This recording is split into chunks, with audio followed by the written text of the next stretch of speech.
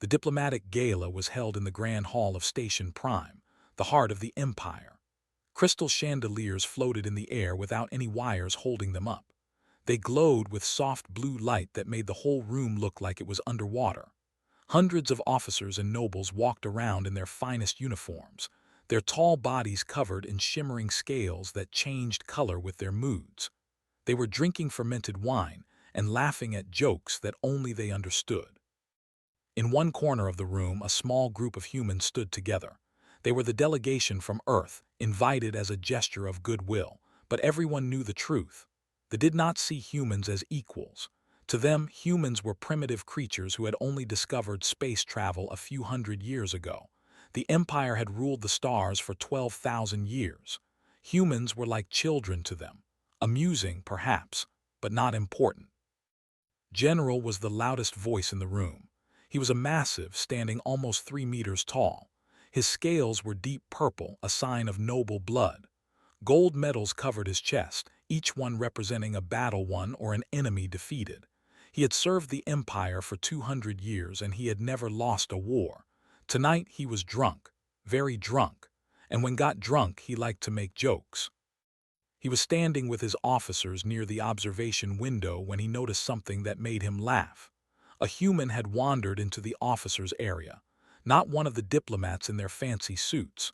No, this was a maintenance worker, a small man in gray coveralls, carrying a toolbox.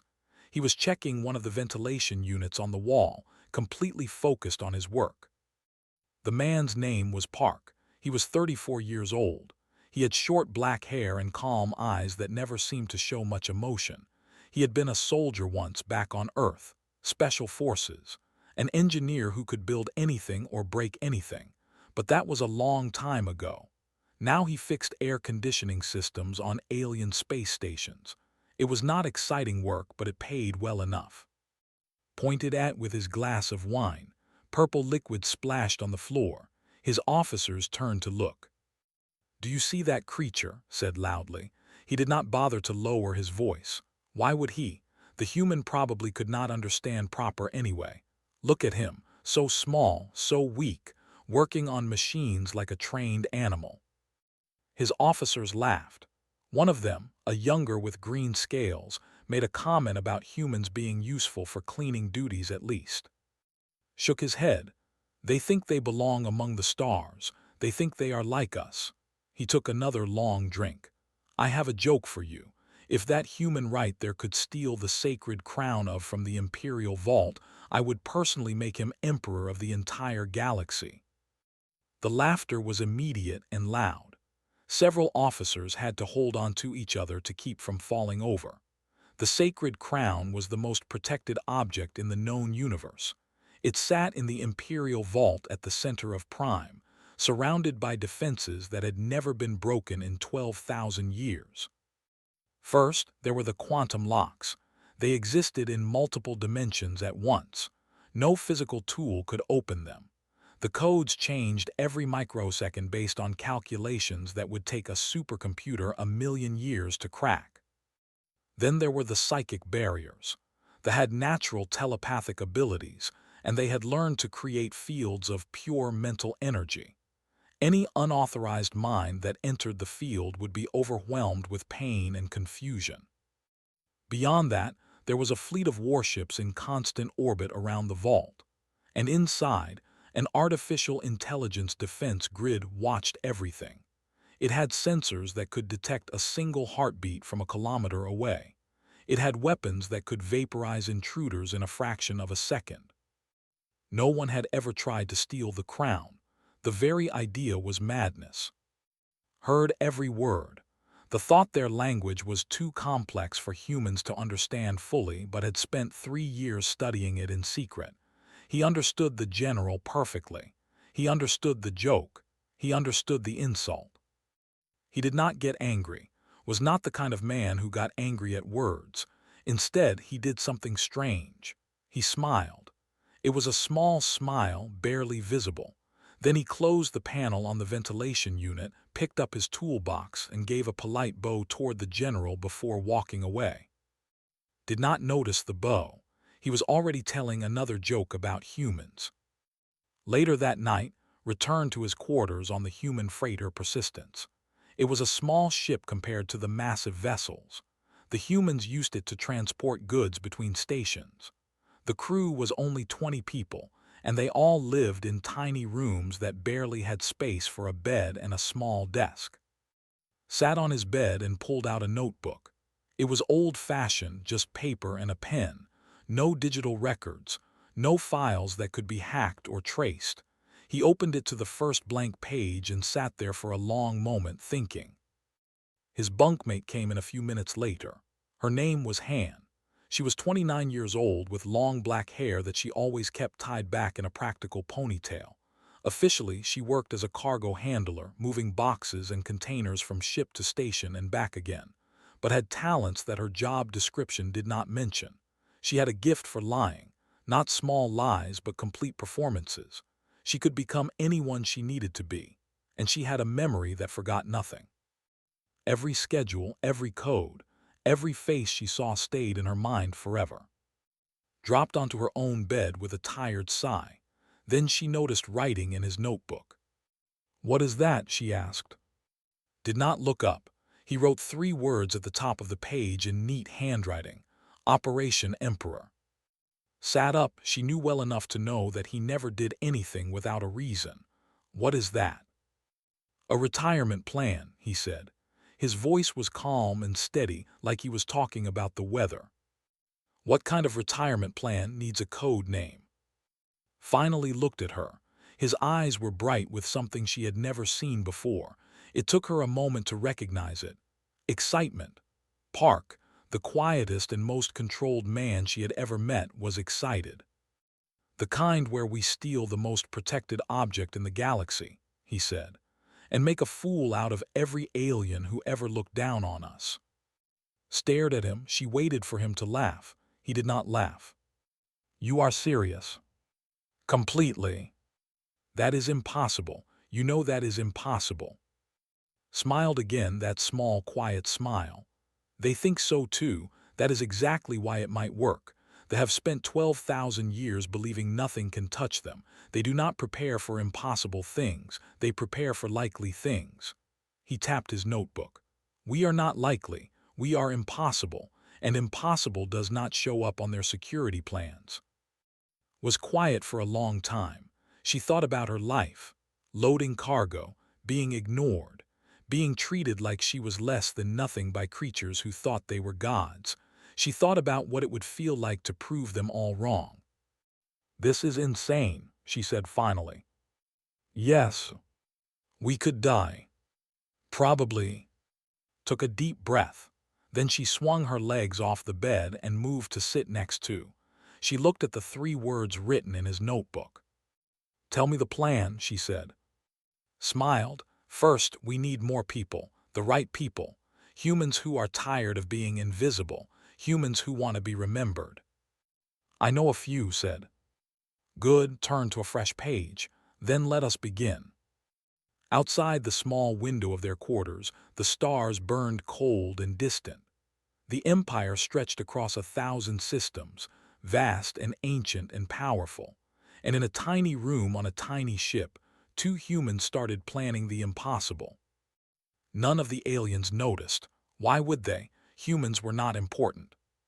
That was their first mistake.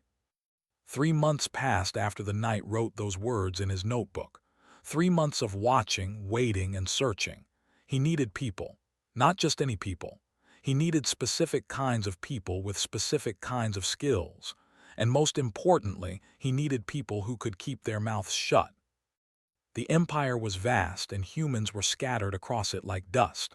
Most of them worked low jobs that they did not want to do themselves.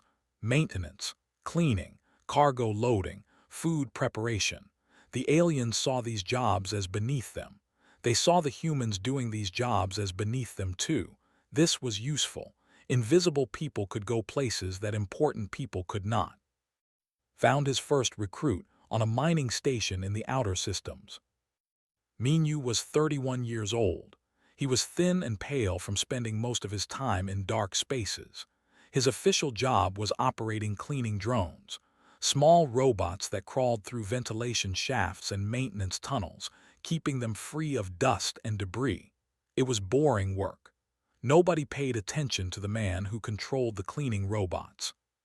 But Minyu had used his time wisely. For 5 years, he had been mapping every tunnel, every shaft, every forgotten corridor and every station he worked on. He knew paths that were not on any official blueprint. He knew ways to move through stations without ever being seen by cameras or guards. He knew where the old construction errors were, where walls were thin, where security had gaps. Met him in a supply closet during a shift change when nobody was watching. "I have a job for you," said. "A real job, not pushing buttons for cleaning robots." Minyu looked at him with tired eyes. "What kind of job?" "The kind where we steal something from the Imperial Vault." Minyu did not react at first. Then he laughed. It was a dry, quiet laugh. "You are joking." "I never joke. The Imperial Vault is impossible to breach." "I know, that is why I need someone who knows how to move through impossible spaces." Pulled out a small data chip. "This is everything I have gathered so far. Security rotations, guard schedules, sensor placements. Look at it. Tell me what you see." Minyu took the chip. He was curious despite himself. He had spent 5 years being invisible, 5 years being nothing. The idea of being something, even something crazy, was hard to resist. He looked at the data for 2 days. Then he found in the cafeteria. "There is a service tunnel," Minyu said quietly.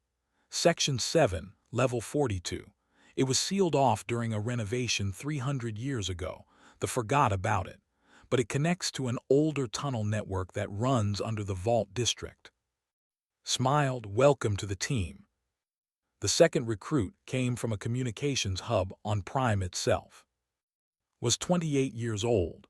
She had sharp eyes and quick hands.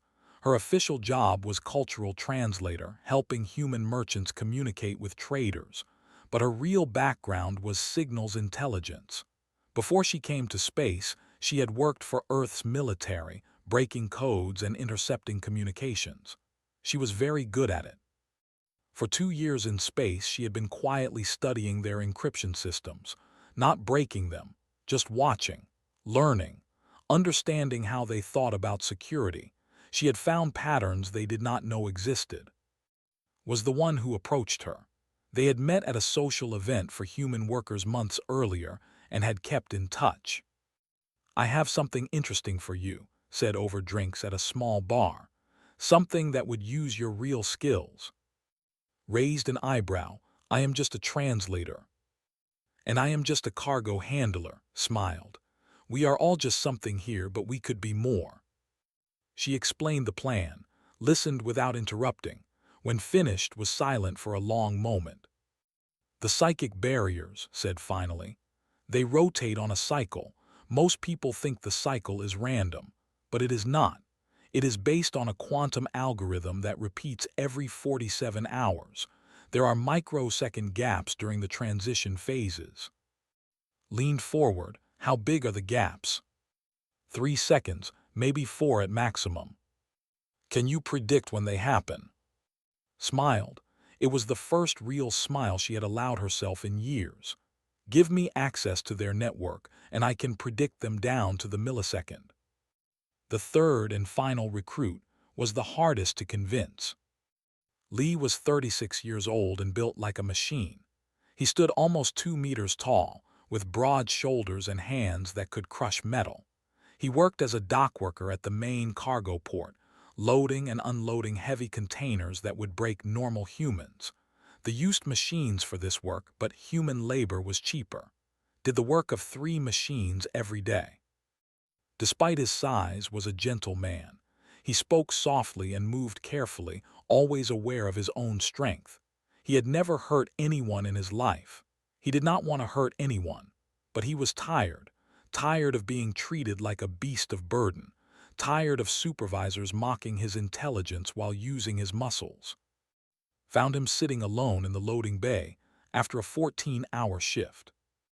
"I am not a fighter," said after hearing the plan. "I do not want to hurt people.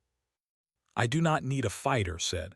I need someone who can open doors that will not open, someone who can lift things that cannot be lifted, someone who can make problems disappear through strength alone. There will be obstacles, physical obstacles. I need you to remove them. And if there are guards, we will plan around the guards. I do not want anyone to die either. Not us. Not them. This is a heist, not a war. Thought about it, he thought about his life, the endless work, the disrespect, the feeling of being nothing more than a tool. If I do this, he said slowly, I want something in return. Name it. My sister, she is still on Earth. She is sick. The treatments are expensive. I send her money every month, but it is not enough. Nodded. If we succeed, your sister will have the best medical care available. I promise you that. Looked at for a long moment, measuring him. Then he extended his massive hand. Then I am in. The team was complete. 5 humans, a planner, a liar, a ghost, a hacker, and a giant. They came from different places and different backgrounds, but they all shared one thing. They had been dismissed, underestimated, treated as less than nothing by an empire that saw them as primitive animals. They began meeting in secret. Supply closets, empty cargo bays, maintenance tunnels. They spoke in Korean, a language that the translation systems processed poorly. The aliens could not understand them even if they were listening. Spread out his plans on a metal crate. Maps, schedules, security layouts, hundreds of pages of notes gathered over months of careful observation. This is insane, Minyu said, looking at the plans. You said that already, replied. It deserves to be said again. The vault has never been breached, said. In 12,000 years no one has even tried. Because no one believed it was possible, said. They have built their security around threats they understand. Other empires, powerful enemies with ships and armies. They do not prepare for 5 humans with a toolbox and a cleaning drone. Frowned, we are not powerful. No, we are patient, we are careful, we are willing to spend years preparing for a single moment. Looked at each of them in turn. They think in centuries, they make plans that take generations, but they have forgotten how to think small, how to think human. That is their weakness.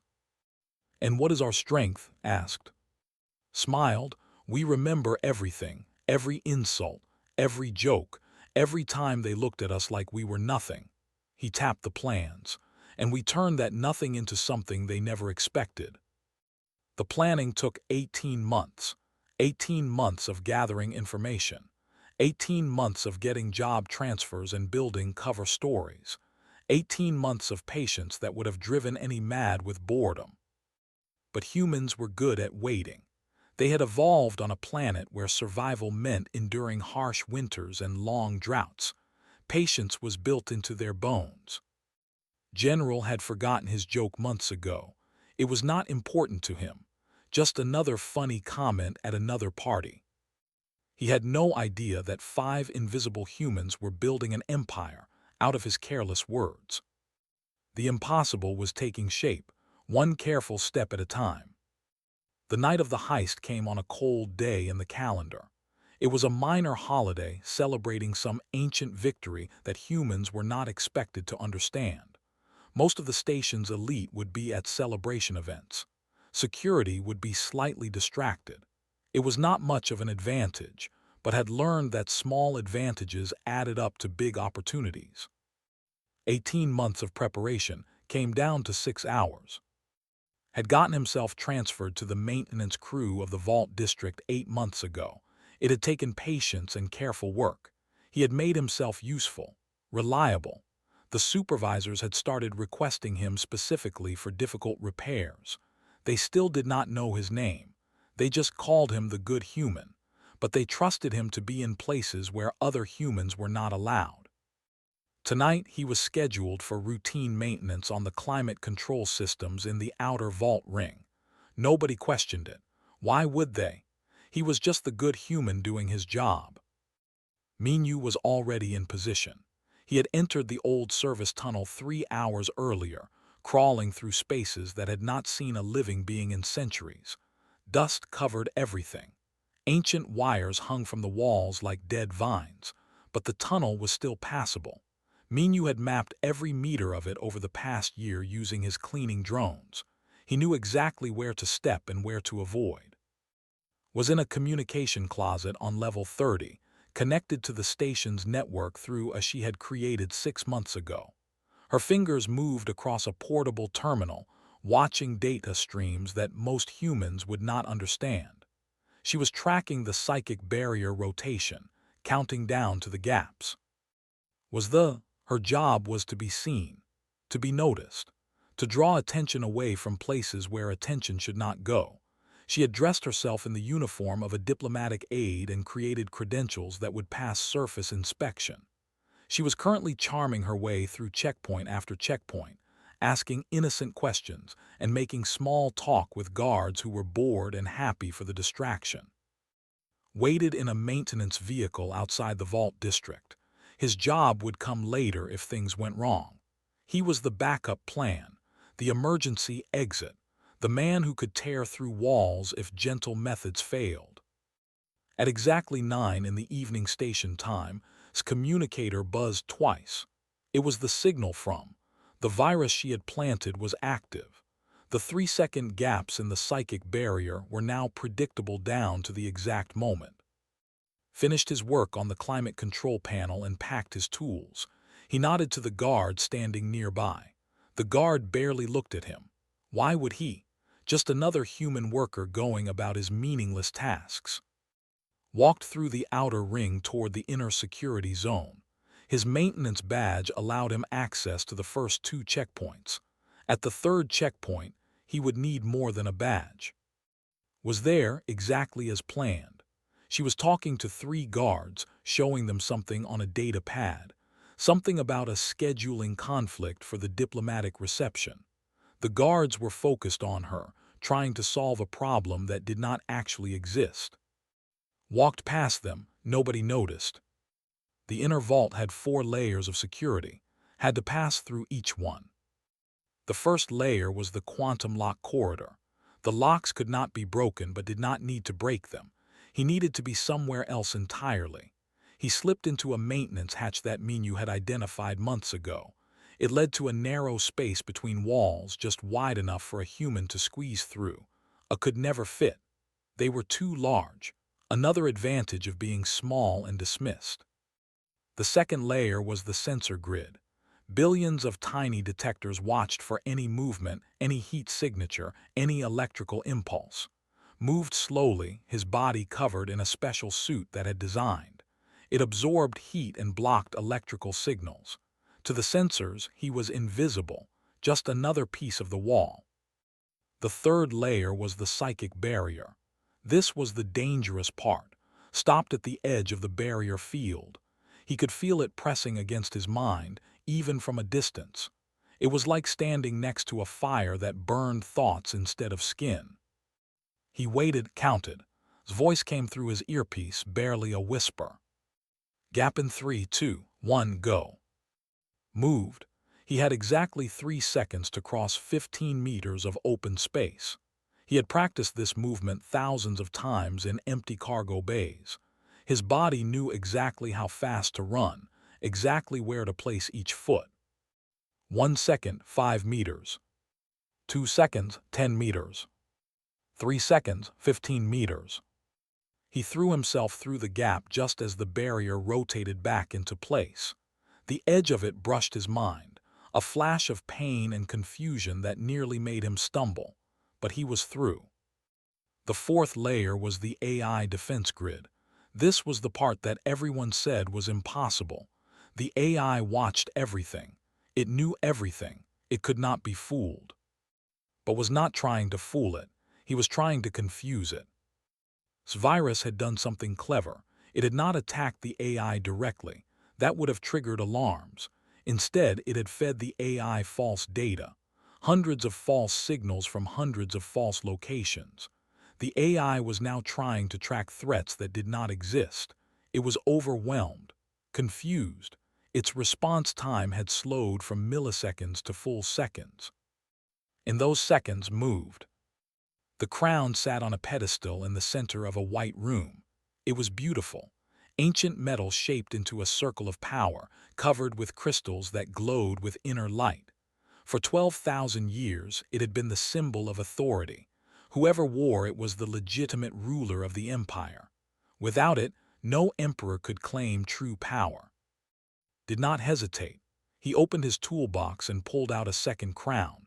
It was a replica that had spent 6 months creating. The materials were different, but the appearance was perfect. It would fool the automated scanners that checked the crown every hour.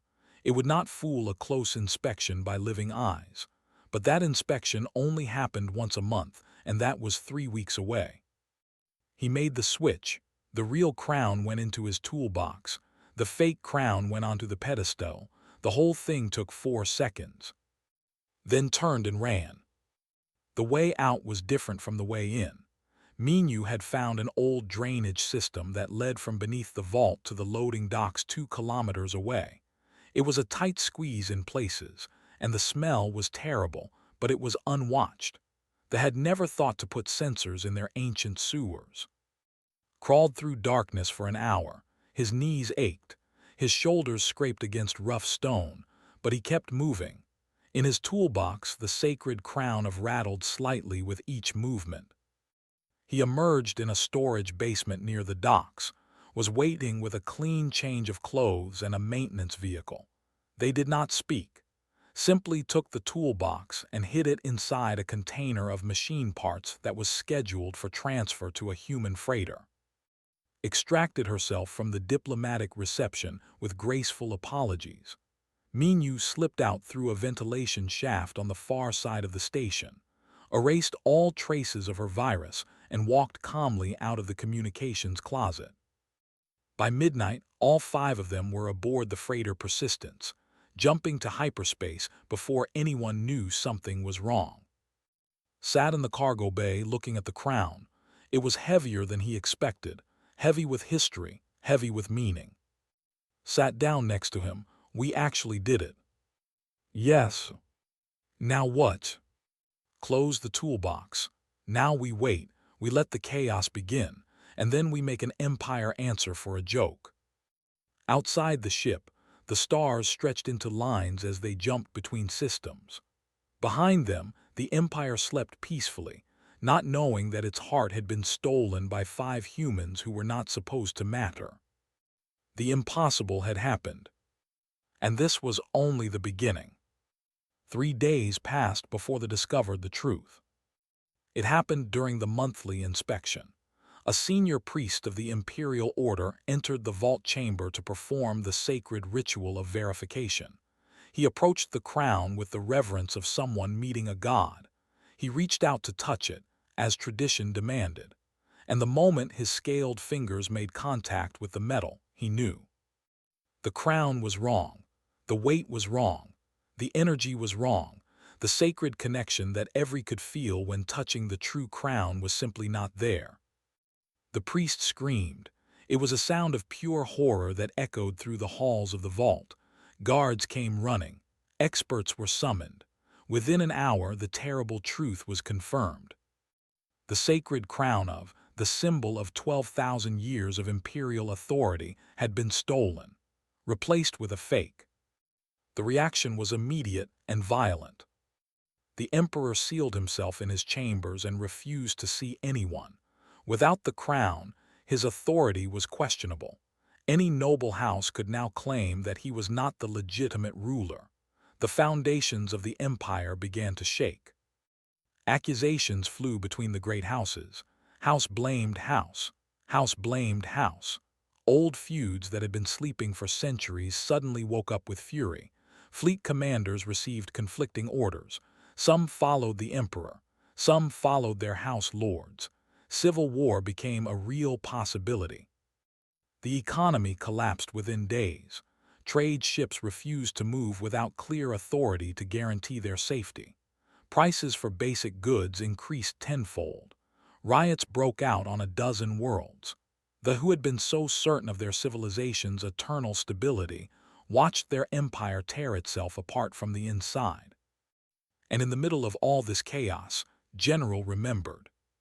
He was sitting in his command center, watching reports of disorder from across the empire when the memory came to him. A diplomatic gala, a joke about a human maintenance worker, a promise made in drunken arrogance. If that human could steal the crown, I would make him emperor. His purple scales went pale. He pulled up security records from that night. He found the footage. He saw himself pointing and laughing. He saw his officers recording the moment on their personal devices. And he saw the human who had smiled and bowed before walking away. Spent 2 days tracking that human through employment records and transfer documents.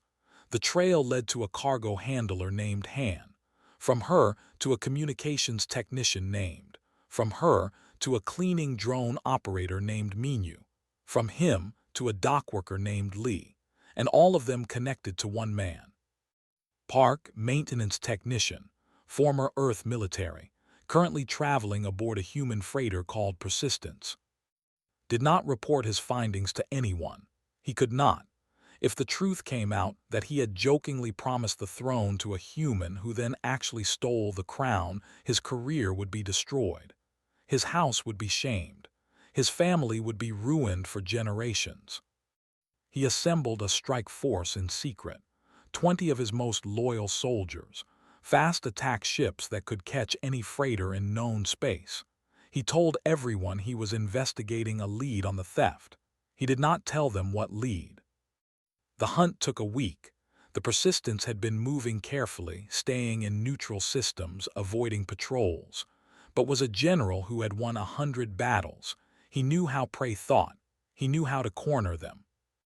He found the human ship hiding near a small colony at the edge of territory, a quiet place where humans lived simple lives far from imperial politics, the perfect hiding spot, or so they thought. Ships surrounded the freighter, his soldiers boarded without resistance. The human crew was small and unarmed. They offered no fight. They simply stepped aside and let the through. Found in the main cargo bay, the human was sitting calmly on a metal crate waiting, not hiding, not running, just waiting. And in front of him, displayed openly on a simple table, was the sacred crown of. Soldiers raised their weapons. The general held up a hand to stop them. He walked forward alone until he was standing directly in front of the human.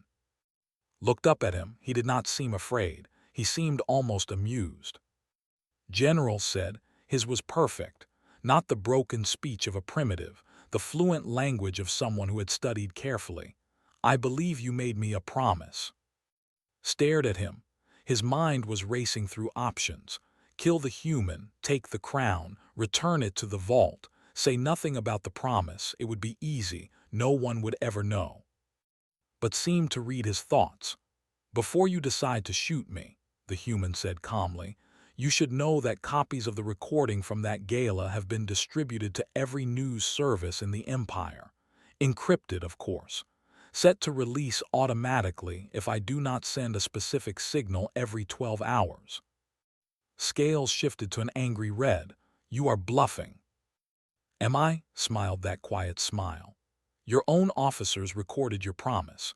Your own voice, clear and loud, telling everyone that if a human could steal the crown, you would make him emperor. All of known space will hear it. Every alien species.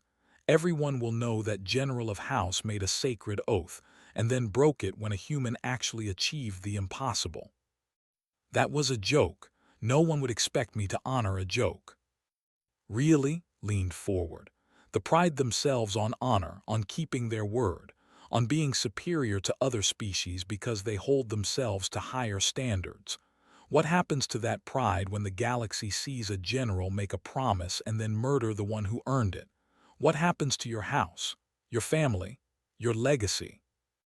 Was silent. He knew the answer. In culture, breaking an oath was worse than death. It was eternal shame. His house would be expelled from the nobility. His ancestors would be dishonored. His descendants would carry the stain for thousands of years. You planned this, said slowly. From the moment you heard my words, you planned all of this. Yes. Why, what do you want? Wealth, power, territory for your species. Shook his head. I do not want to be emperor. I have no interest in ruling aliens who see my people as animals. He stood up and walked to the crown. He picked it up carefully, holding it like it was both precious and meaningless at the same time. I want something simpler. I want respect. I want the galaxy to know that humans are not primitive, not weak, not beneath notice. He turned to face directly. And I want to choose who wears this crown. You want to decide who rules the empire. I want to decide who gets a chance to rule well, walked toward, still holding the crown. There is a noble named Minor House, young, idealistic. She has spoken publicly about reform, about treating other species with dignity, about ending the policies that keep humans in servant roles. I know of her, she has no power, no support. She will have this, held up the crown, the sacred symbol of legitimate authority, gifted to her by the human who stole it from an unbreakable vault, endorsed by General who kept his oath even when it cost him everything. Understood now. The human was not asking him to make a human emperor. He was asking to help put a reformer on the throne, someone who would change the empire from within, someone who owed her power to human cleverness. And if I refuse? Then the recording releases, your honor is destroyed, the crown stays with me, the empire tears itself apart in civil war, everyone loses, shrugged, or you keep your honor becomes empress, the empire stabilizes, humans get treated better, you become the kingmaker who saved civilization. He paused. Your choice.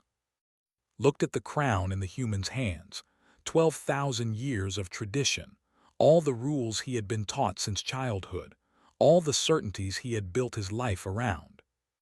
A human had shattered all of it with patience, planning, and a joke. You are a dangerous creature, said finally. No, replied. I am a human, we have always been dangerous, you just never bothered to notice. The general was silent for a long moment. Then he reached out and took the crown from his hands. I will need to speak with Lady, he said. Smiled, I thought you might. 6 months after the theft, the coronation ceremony filled every news channel in the galaxy.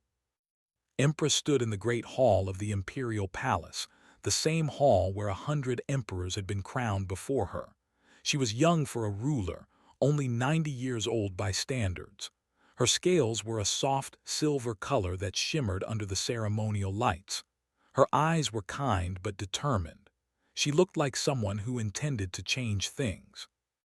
General stood at her right hand wearing his full military dress uniform. His face showed nothing. No anger, no shame, no regret. He had made his choice and now he stood by it. Billions of watched across 1,000 worlds as received the sacred crown. The high priest placed it on her head with trembling hands. The moment it touched her, the ancient crystals began to glow. The sacred connection was real. The crown accepted her. Was now the legitimate ruler of the empire. Her first speech as empress was not what anyone expected. She did not talk about military strength or ancient glory. She talked about the future, about a galaxy where different species could work together as equals, about reforms that would give humans and other aliens more rights and opportunities, about building something new instead of just protecting something old. Half the noble houses were furious, the other half were curious, and a small number were quietly hopeful. In the weeks that followed, began to act on her words. Human workers received new legal protections. Discrimination based on species became a crime. Educational programs opened to allow talented humans to study technology and science. For the first time in history, a human was appointed to an advisory position in the Imperial Council. The old guard resisted. There were protests and political battles. 2 minor houses attempted a coup that was quickly stopped by General's forces, but the changes kept coming. Slowly, carefully, one step at a time. The galaxy watched with fascination. Other empires and species had always seen thee as unchangeable, frozen in their ancient ways. Now they saw something different. They saw an empire that could evolve, could adapt, could grow. And everyone knew who had made it happen. The story spread across the stars. 5 humans, a maintenance worker, a cargo handler, a drone operator, a translator, a dock worker, nobody special, nobody important, just people who had been underestimated their whole lives. They had stolen the most protected object in the universe. They had forced a general to keep an impossible promise. They had chosen who would rule a galactic empire. The details became legend. Some versions said there were 10 humans. Some said 50. Some said had fought his way through 100 guards with his bare hands. The truth was both simpler and more impressive. 5 ordinary people had used patience, cleverness, and teamwork to do what armies could not. Humans across the galaxy walked a little taller after that. When looked at them now, there was something new in those alien eyes. Not respect exactly. Not yet, but something close to it. Uncertainty, caution, a recognition that these small creatures might be more than they appeared. And his crew disappeared after the coronation. Their names were scrubbed from official records at their own request. They had never wanted fame. They had wanted to prove a point, and they had proven it beyond anyone's expectations. Empress knew who they were. She had met with privately before the coronation in a quiet room where no one could hear them. She had asked him why. Why go through all that trouble? Why risk so much? Had thought about the question for a moment before answering. When I was young, he said, my grandmother told me a story about our ancestors long ago on Earth. They were conquered by a powerful empire, ruled for generations, told they were inferior, told they would never be anything more than servants. He had paused, remembering. But they waited, they learned, they adapted, and when the time was right, they built something new, something better. They proved that being underestimated is not a weakness, it is a gift, because when nobody expects anything from you, you have freedom to do anything. Had nodded slowly. And now, what will you do with your freedom? Had smiled. There are other empires out there, other species who think they are superior, other jokes waiting to be taken seriously.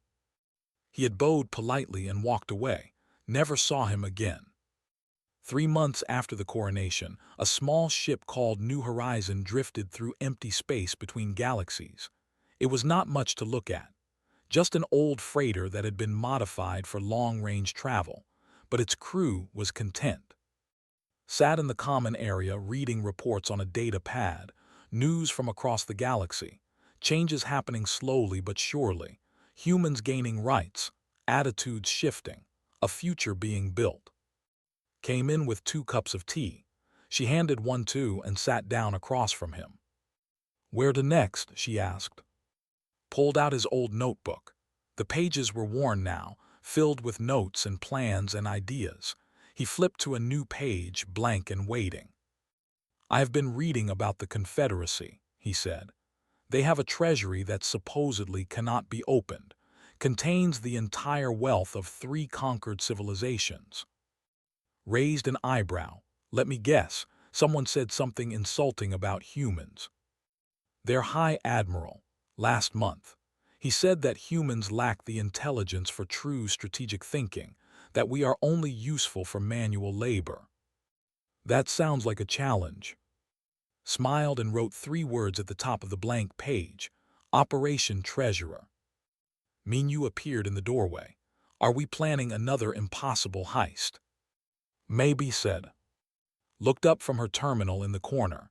The security systems are completely different from, more mechanical, less psychic. Good, said. I was getting tired of psychic barriers. Walked in, ducking under the doorframe because of his size. He was carrying a message chip. This just came through encrypted channels, from Empress. Took the chip and plugged it into his data pad. A short video message appeared. In simple clothes rather than royal robes, looking directly at the camera. She said, I know you prefer to remain hidden, but I wanted you to know something. The reforms are working, slowly, but they are working. Humans are starting to be seen differently, not everywhere, not by everyone, but it is beginning. She paused. Whatever you are planning next, whatever impossible thing you are about to attempt, know that you have allies. Know that what you did mattered, and know that you have my gratitude for as long as I live. The message ended. The crew was silent for a moment, then raised her cup of tea. To impossible things, she said. The others raised their cups as well. Minu, 5 humans who had changed the course of galactic history. To impossible things, they echoed. Outside the ship, the stars burned in the endless darkness. Countless worlds, countless species, countless beings who thought they knew what humans were capable of. They were all about to learn otherwise. Looked back at his notebook, at the 3 words that would start another journey, another plan, another chance to prove that the quiet ones, the dismissed ones, the ones nobody expected anything from, were exactly the ones to watch. The Confederacy had no idea what was coming. But they would learn. Humans always had lessons to teach. And they were just getting started.